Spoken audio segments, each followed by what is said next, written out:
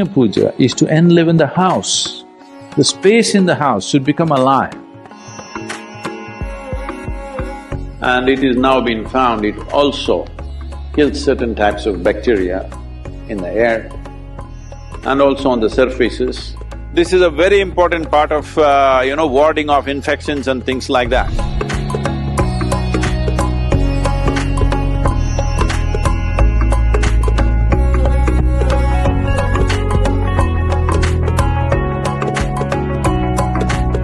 In Indian culture, there is a whole attention to the shape and size of the room in which you live, because the shape and size of the room in some way, if it is not heavily ventilated, when I say heavily ventilated, from both sides two walls are open and it's happening, then it feels almost like outdoor.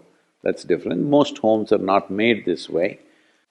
So, different shapes and sizes kind of create different kinds of energy structures. These energy structures can, if they become very strong, can determine your psychological and emotional state,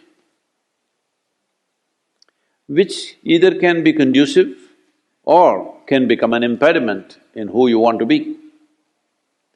So, certain substances, like sandal in India, there is something called as samrani, which is a very powerful thing, which is used even when people are ill.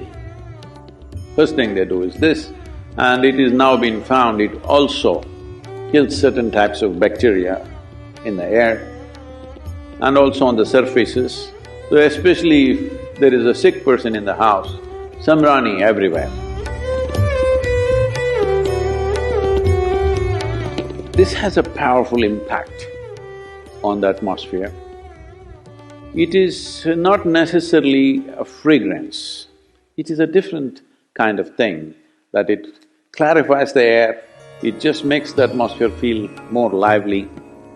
Fundamentally, whatever structures that are there, it will make indoor like outdoor.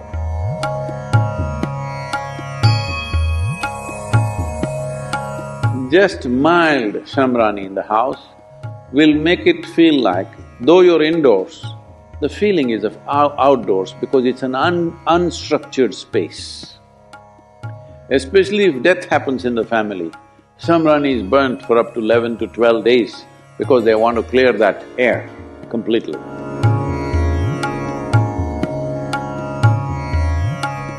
Incense has a certain impact, but don't overdo it.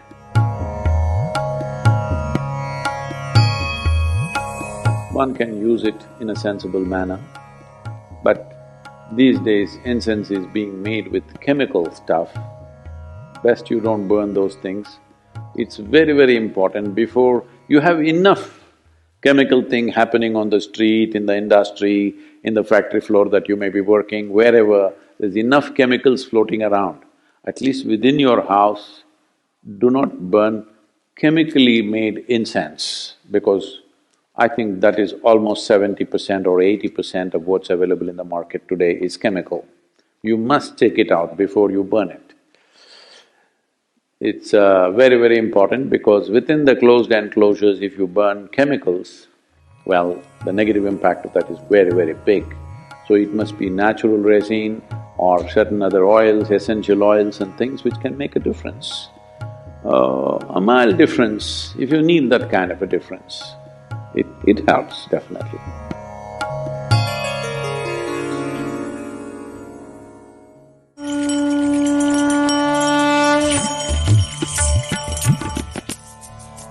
So generally in the yogic culture, in the yogic sciences, we look at life as a composition of 5 basic elements: earth, fire, water, wind and space.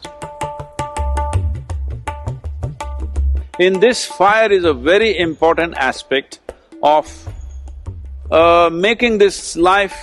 So, fire is seen as a significant element which makes life happen. It's not the only thing, all the 5 are important.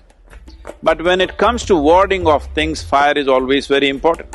So this is part of it every day in your life. you must light an oil lamp and stay in its presence for a period of time because it'll ward off many things, it'll cleanse many things for your system. This is a very important part of, warding off infections and things like that. If it is airborne, especially if it's airborne, having fire around you will help.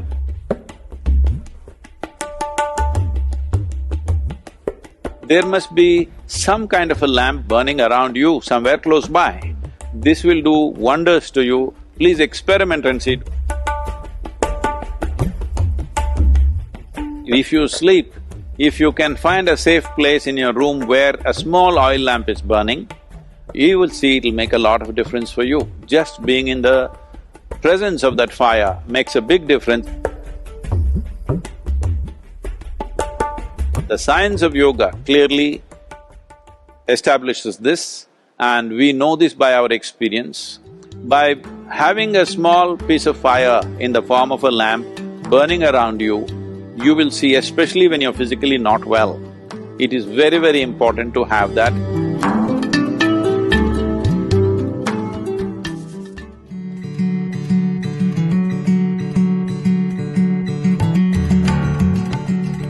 You know what's punya? What is referred to as punya and papa? Unfortunately, these things are badly misinterpreted over a period of time. Punya papa means those type of actions, actions which take you down, actions which, increase the effervescence of life within you, or actions which move you towards the inertia of life. So the punya puja is to enliven the house. The space in the house should become alive.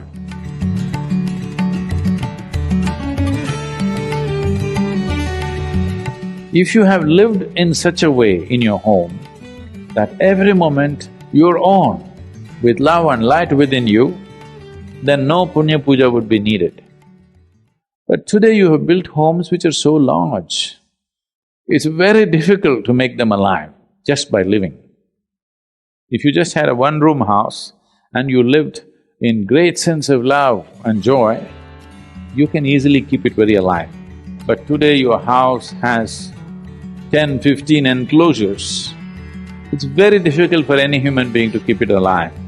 Once in a way, if you do not enliven it, slowly if you enter certain parts of your home, you will see it feels like a coffin. So punya puja once in a way, at least once a year, would light it up.